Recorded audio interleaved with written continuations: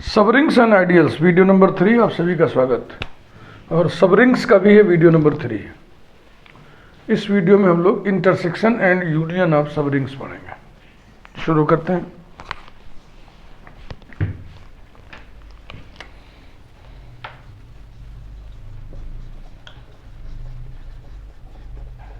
Intersection of सबरिंग्स।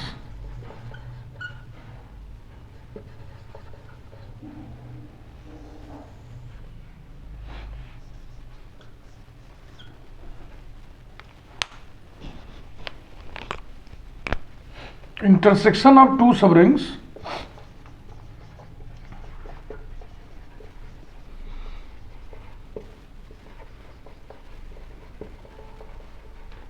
of a ring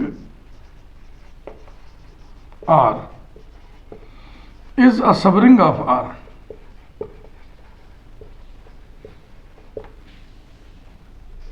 Proof.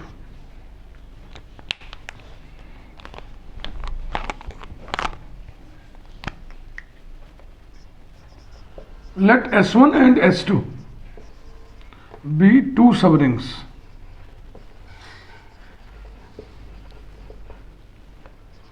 of a ring R. Then S1 subset R, S2 subset R. These imply that S1 intersection S2 subset R. Subring होने की पहली जरूरत है, subset तो हो। अब subring का criterion theorem आपको याद होना चाहिए। एस सबरिंग तभी होगा जब एस के किन्हीं भी दो एलिमेंट्स का डिफरेंस और प्रोडक्ट एस में मौजूद हो। Let a and b be any two elements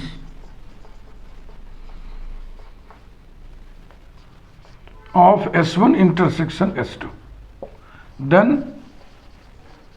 A or B belong to S1 and A and B also belong to S2.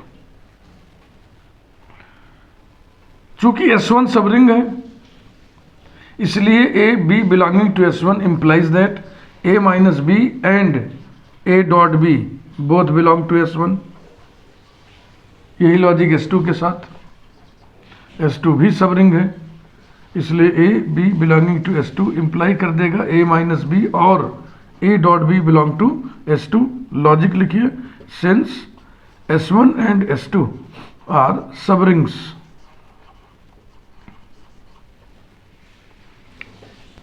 Of R। Criterion यहां से एक बार लिख के आपको याद दिला दें। S subset R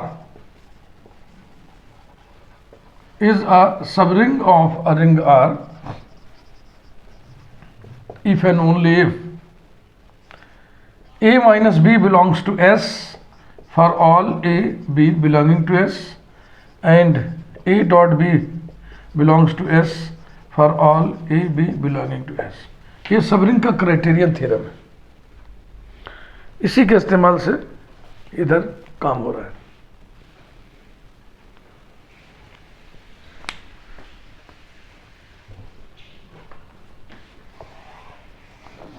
A minus B S1 में भी है S2 में भी है इसलिए S1 इंटरसेक्शन S2 में भी होगा।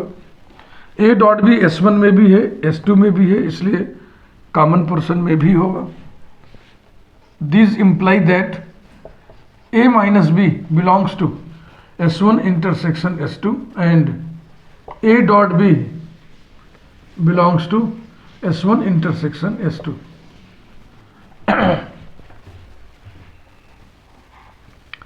एनी टू एलिमेंट से शुरू किए थे, फॉर ऑल जनरलाइज करके लिख दो, या तो यहीं पे कंक्लूड कर दो या तो एक लाइन जनरलाइजेशन के करना चाहिए। 10 A माइनस बी और A dot B belong to S1 intersection S2 for all A comma B belonging to S1 intersection S2 and hence S1 intersection S2 is a subring is a subring of R.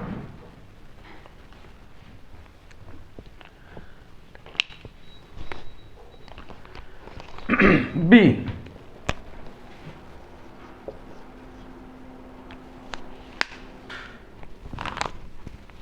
intersection of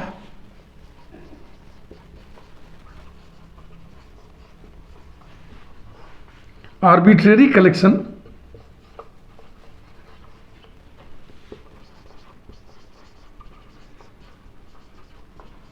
of subrings, that is, इसी को ऐसे भी लिखते हैं arbitrary intersection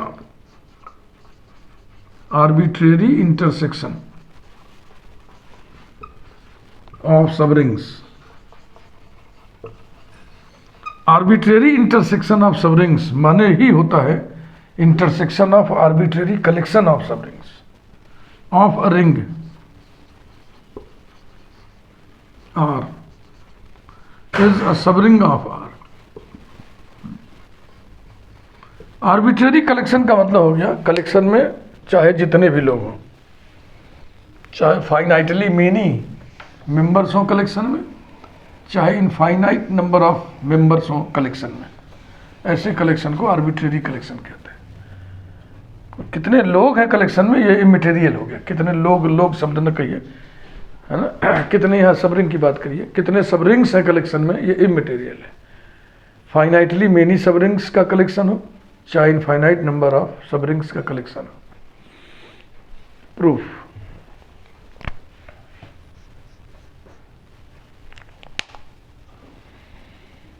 एक एहसास पहले से ही आपको करा दें, चाहे जितने भी सबरिंग्स हों, एडिशन के लिए सबके सब ग्रुप बनाएंगे, एडिटिव आइडेंटिटी सब में सब होगा ही होगा, यानी जीरो सभी के पास होगा।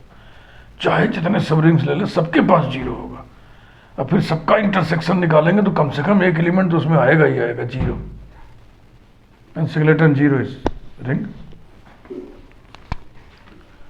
Late curly bracket S alpha, alpha belongs to index set, या तो हम लिख दें alpha belongs to index set, तो ये आर्बिट्रेरी कलेक्शन हो गया। या तो ये सिंबल नहीं लिख करके हम लैंग्वेज में लिख दे रहे हैं, be an arbitrary collection, an be हटा दीजिए, be arbitrary collection, be arbitrary collection of subrings of ring R।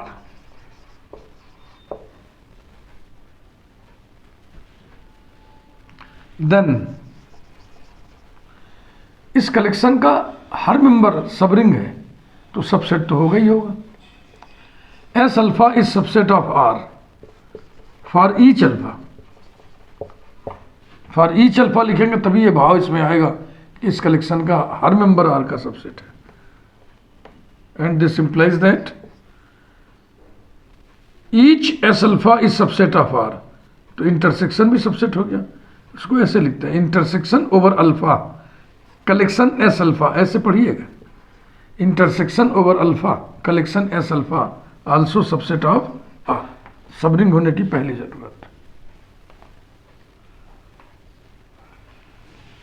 उसमें हम लिखे थे let a and b be any two elements of फलाने, इसमें थोड़ा स्टाइल चेंज कर रहा है, लिखने की स्टाइल चेंज कर रहा है, बाकी सब वही है।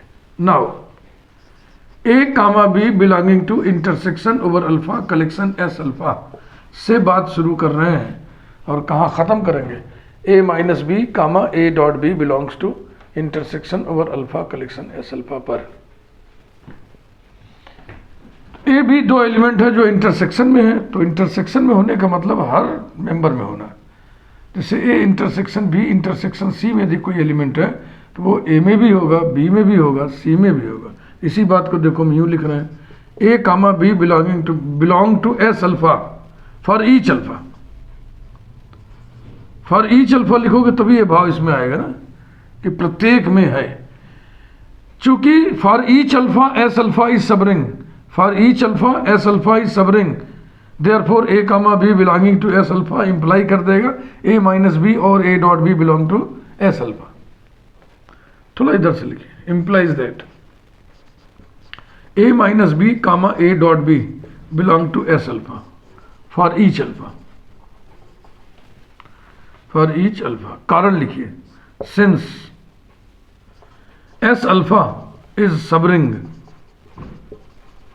for each alpha.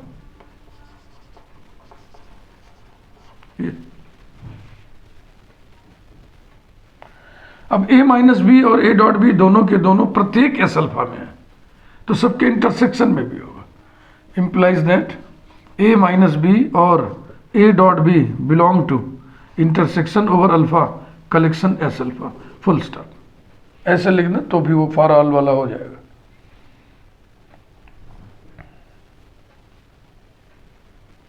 अब लास्ट में लिख दें आप, hence intersection over alpha collection S alpha is a subring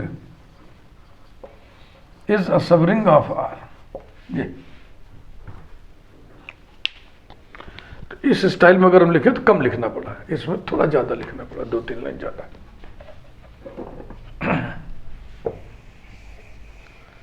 तो आर्बिट्रेरी कलेक्शन का मतलब समझ गया ना. आर्बिट्रेरी कलेक्शन माने ऐसा कलेक्शन जिसमें कितने मेंबर्स हैं इससे कोई मतलब नहीं है, वो चाहे फाइनाइटली मेनी मेंबर्स हों और चाहे इनफाइनाइट नंबर मेंबर्स हों, ऐसे कलेक्शन को आर्बिट्रेरी कलेक्शन कहते हैं. फाइनाइट कलेक्शन होता है, फाइनाइट कलेक्शन में नंबर ऑफ मेंबर्स फाइनाइट होता है. सोचो यदि कोई रिजल्ट आर्बिट्रेरी कलेक्शन के लिए ट्रू है तो फाइनाइट कलेक्शन के लिए भी तो ट्रू होगा ना. लेकिन अगर यही चीज हम अलग से अलहदा सेपरेटली आपसे कहते हैं प्रूव करो, तो फिर देखो उसको भी देख लो.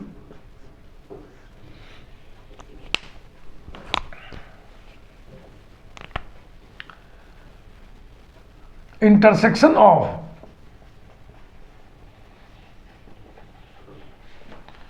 फाइनाइट कलेक्शन ऑफ सबरिंग्स, इसी को यूं भी लिखते हैं, that is finite intersection of subrings. Finite intersection of subrings, finite intersection of subrings बोले तो intersection of finite collection of subrings of a ring R is a subring of R. Proof. Finite collection consider करने का तरीका देखो ये है. Let curly bracket S alpha such that alpha equals to 1, 2, so on, n. ये finite collection है. इसमें number of members कितने हैं?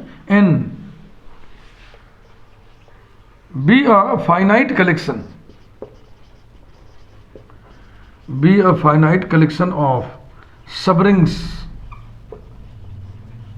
of R, then इस कलेक्शन का हर मेंबर सबरिंग है तो सबसेट है ये. then S alpha is subset of R, alpha equals to 1, 2, so on, n.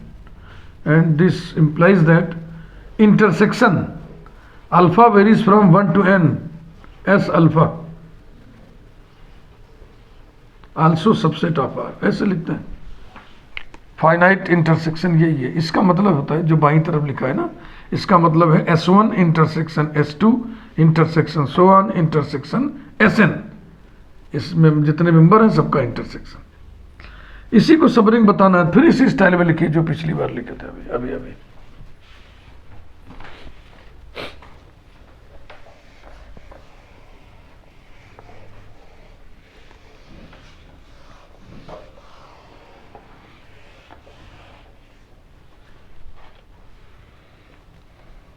Now, A comma B belonging to intersection alpha varies from 1 to n, collection S alpha, implies that A comma B belong to S alpha. Alpha equals to 1 comma 2 comma so on comma n। चूंकि ये सब के सब subring है इसलिए these imply that a minus b comma a dot b belong to s alpha। Alpha is equal to 1 comma 2 comma so on comma n। Logic लिखिए since s alpha is subring of r colon alpha equals to 1 comma 2 comma so on comma s। So these imply that a minus b or a dot b belongs to intersection alpha varies from 1 to n collection s alpha। Okay,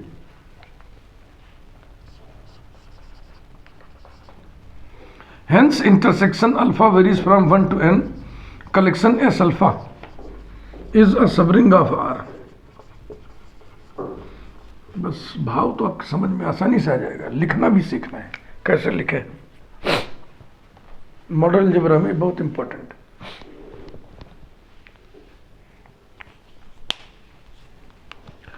next, union of सबरिंग्स।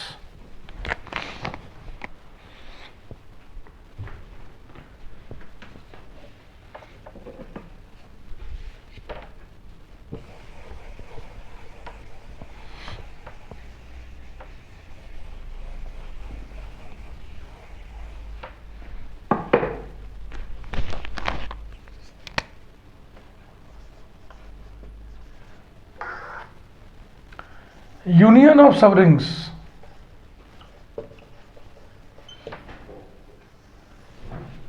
A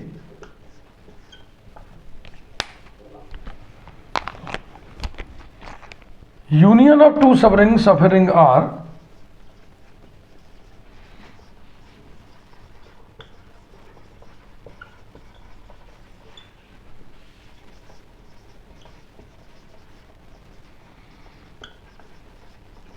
is not necessarily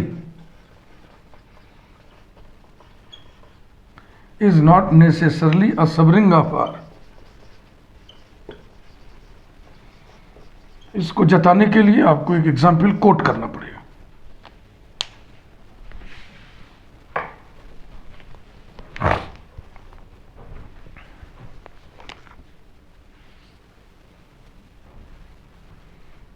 Let us consider the ring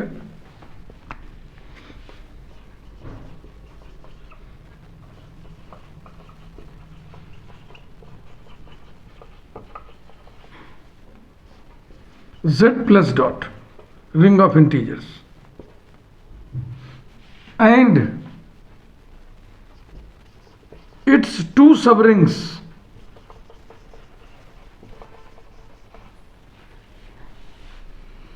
एक ले रहे हैं हम S1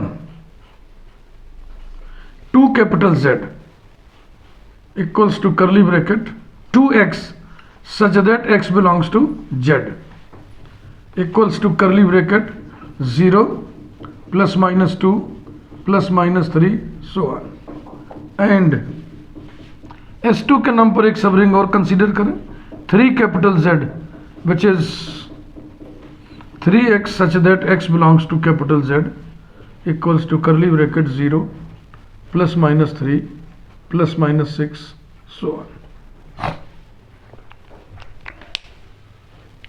ये सबरिंग्स हैं। इसके किसी भी दो एलिमेंट का डिफरेंस इसी में होगा, प्रोडक्ट भी इसी में होगा।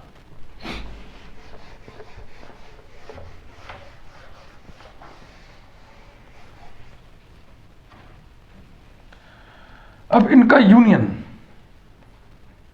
Now S1 union S2 equals to curly bracket 0 plus minus 2 plus minus 3। यहां गड़बड़ हो गया भाई, सॉरी, ये 2x है ना, 2 का मल्टीपल करना है, सॉरी, प्लस माइनस 4 2 3 फिर 4 प्लस माइनस 4 फिर इधर आइए plus minus 6 and so on, ऐसे ही चलेगा। Clearly 2 and 3 belong to S1 union S2, but 2 minus 3 which is equal to minus 1 doesn't belong to S1 union S2. तो subring होने का criteria होता है ना, किन्हीं भी दो एलिमेंट का डिफरेंस भी सेट में होना चाहिए और प्रोडक्ट भी। तो खैर प्रोडक्ट तो है लेकिन डिफरेंस नहीं। Therefore, S1 union S2 is not a subring, is not a subring of the ring Z.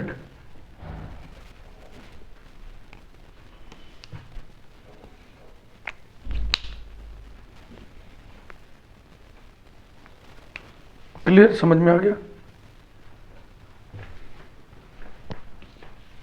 अब हम पढ़ेंगे कि दो सबरिंग्स का यूनियन सबरिंग होगा कंडीशनली,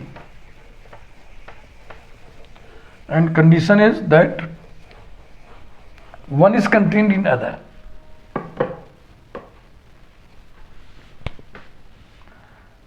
सब ग्रुप में भी ये सब पढ़े थे आप। Union of two subrings of a ring R is a subring of R if and only if one is contained in other. One is contained in other. Proof देखिए।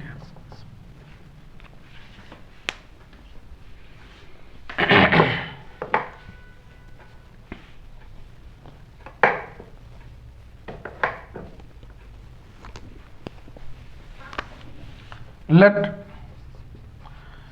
S1 and S2 be two subrings of R. Then we have to prove that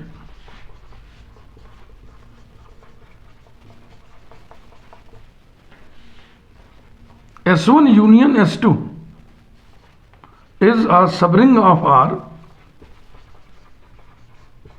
if and only if S1 is contained in S2 or S2 is contained in S1. One is contained in S2.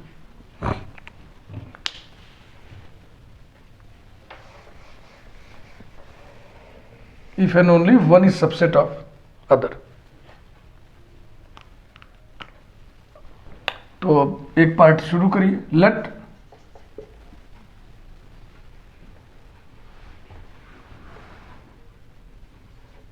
S1 union S2 be a subring of R. Then we have to prove that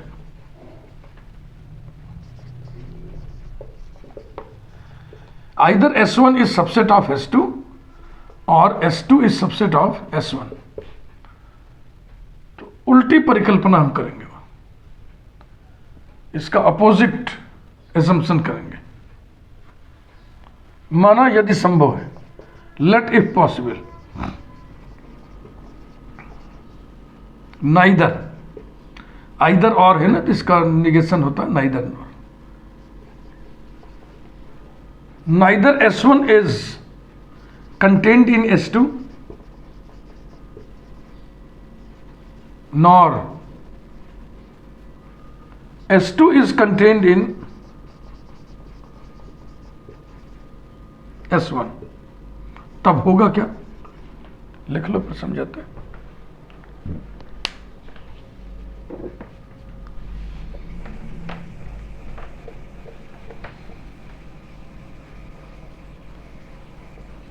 negation ना समझ में आए direct तो affirmation समझ लो, फिर negate कर दो। अगर S1 सबसेट S2 होता तो क्या होता? S1 के सारे एलिमेंट S2 में होते ना। All the elements of S1 belong to S2।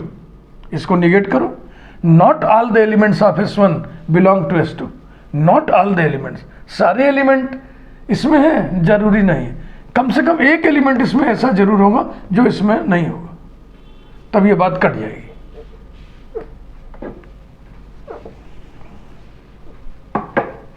Then there exists A belonging to S1 and B belonging to S2 such that A doesn't belong to S2 and B doesn't belong to S1। देखो S1 S2 का subset नहीं है, इसका मतलब कम से कम एक element इसमें ऐसा होगा जो S2 में नहीं है, तो हमने मान लिया वो एलिमेंट A है। A ऐसा एलिमेंट है जो S1 में है लेकिन S2 में नहीं है, तो ये बात कट जाएगी। इसी प्रकार से B ऐसा एलिमेंट है जो S2 में तो है लेकिन S1 में नहीं है, तो ये बात कट जाएगी। Now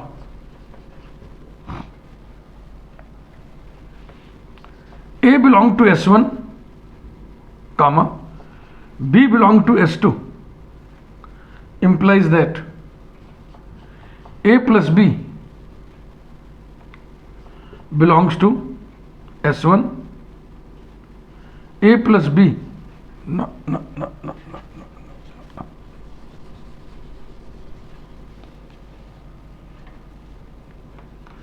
A belongs to S1 union S2, comma B belongs to S1 union S2। बोलिए हाँ कि ना। अगर A S1 में है तो S1 यूनियन S2 में भी होगा, B अगर S2 में है तो वो S1 यूनियन S2 में भी होगा। S1 यूनियन S2 में S1 और S2 के सारे एलिमेंट्स होते हैं। चूंकि S1 यूनियन S2 सब रिंग है इसलिए रिंग है, रिंग है तो एडिशन के लिए क्लोज्ड होगा।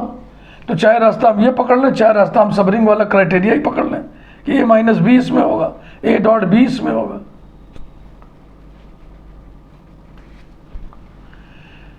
implies that A plus B belongs to S1 union S2। कारण लिखिए, since S1 union S2 is a ring, लिख दें, सब रिंग है ना तो रिंग तो होगा ही होगा। is a ring, इसलिए एडिशन के साथ ये ग्रुप बनाएगा, इसलिए एडिशन के लिए क्लोजर प्रॉपर्टी होल्ड करेगी। अब यूनियन में होने का मतलब किसी एक में होना, implies that A plus B belongs to S1 या A plus B belongs to S2। दो पॉसिबिलिटीज हमारे पास हैं, आइए दोनों को पछोड़ें। when A plus B belongs to S1,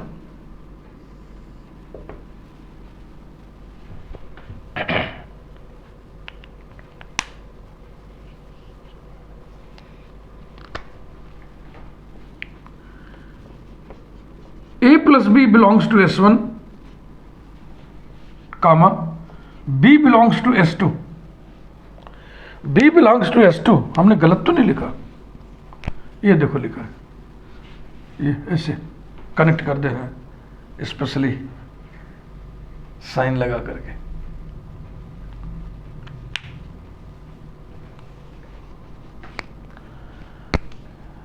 implies that, अब देखो हम ये भी कह सकते हैं कि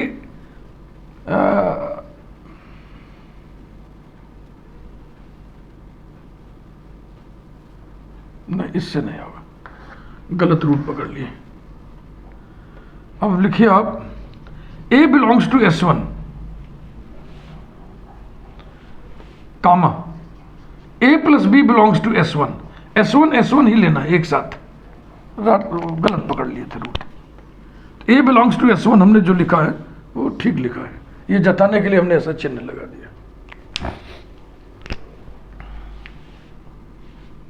implies that minus A belongs to S1 comma A plus B belongs to S1।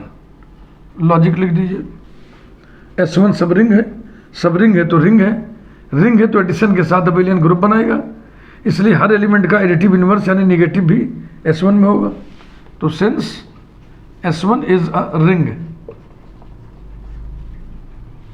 फिर वही रिंग होने की बात, S1 के दो एलिमेंट्स का सम यानी minus A plus a plus b belongs to S1, कारण वही S1 इज ए रिंग।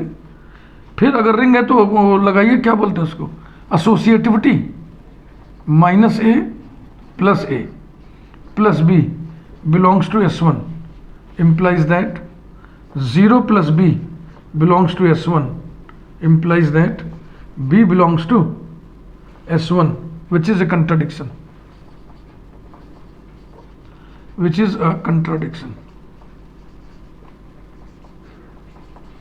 तो पहली पॉसिबिलिटी को हमने एनालाइज किया तो हमें एक कंट्राडिक्शन हाथ लगा, इसका मतलब ये पॉसिबिलिटी नहीं हो सकती। देखो ये जो 3-4 स्टेप हमने किया ना, अगर हम इसको चाहें तो थोड़ा और कम में भी कर सकते हैं, लेकिन नहीं होगा ना। दिस माइनस दिस करेंगे तो तुरंत तो बी लिख नहीं देंगे, 1-2 लाइन में इधर उधर करना ही पड़ेगा, जाना तो ठीक है। अब दूसरी पॉसिबिलिटी को आइए पछोड़े।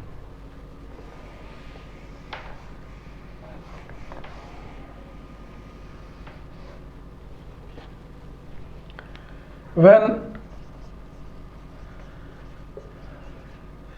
a plus b belongs to S1,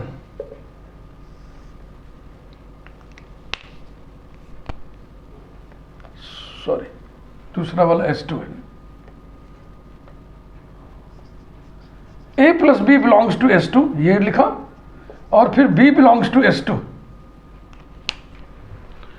b belongs to S2 कहाँ है, ये है। ऐसे आप भी लगा लो ना, पढ़ते समय दोहराते समय चट से यहां से यहां कनेक्ट होगा दिमाग। इंप्लाइज दैट चाहे तो यही रूट पकड़ लें हम, और चाहे तो यहां पे ये रूट भी पकड़ सकते हैं आप। a plus b minus b belongs to S2, यहां हम कारण लिख दें सिंस S2 इज सब रिंग, क्योंकि सब रिंग के किन्हीं 2 एलिमेंट का डिफरेंस भी उसमें होता है। और यहाँ पे जल्दी से आ गया, कुछ स्टेप बच गए, वहाँ नहीं हो पा रहा था ना, वहाँ दिस माइनस दिस, देखो a प्लस बी माइनस ए करोगे तो ए काटोगे थोड़ी, अलजेब्रा की दुनिया है, काटते नहीं है। अब ये कैंसिल तब होगा जो दोनों अगल बगल में आवे, तो फिर इसको हमें घुमाना पड़ेगा, यहाँ फट से हो गया। implies that a plus 0 belongs to S2, implies that a belongs to S2, a belongs to S2 कहाँ है, ये कंट्राडिक्शन आ गया, which is a contradiction,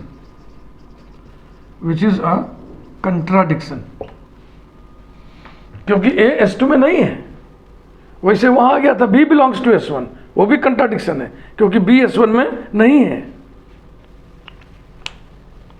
तो 2 पॉसिबिलिटीज हमारे पास थी, दोनों को एनालाइज करके देखा हमने लॉजिकली, लॉजिक दे करके, तो दोनों में हमको कंट्राडिक्शन मिला।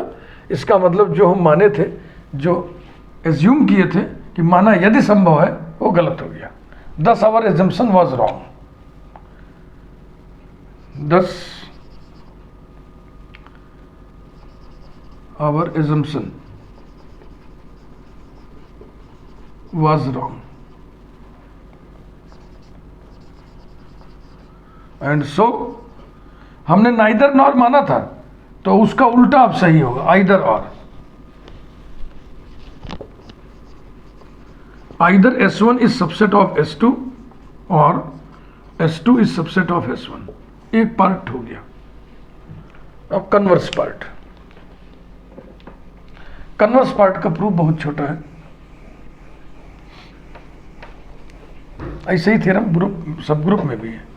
Prove that union of 2 subgroups of a group G is a subgroup of G if and only if one is contained in other.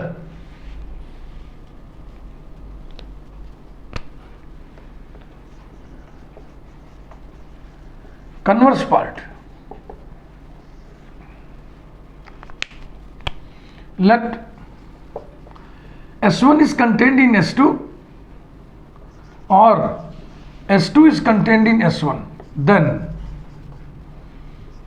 S1 union S2 is equal to, जब S1 S2 में contained होगा तब union कितना आएगा, S2। If S1 is contained in S2 और ये union आएगा S1 if S2 is contained in S1। S1 union S2 के दो ही मान आए हैं और ये दोनों सब रिंग है। S1 भी सब रिंग है, S2 भी सब रिंग है, इसका मतलब ये सब रिंग हुआ। 10 S1 union S2 is a सब रिंग ऑफ R। तो आज का वीडियो यहीं पर रुकते हैं। अगले वीडियो से हम शुरू करेंगे आइडियल्स। वीडियो लाइक करिए। Thank you.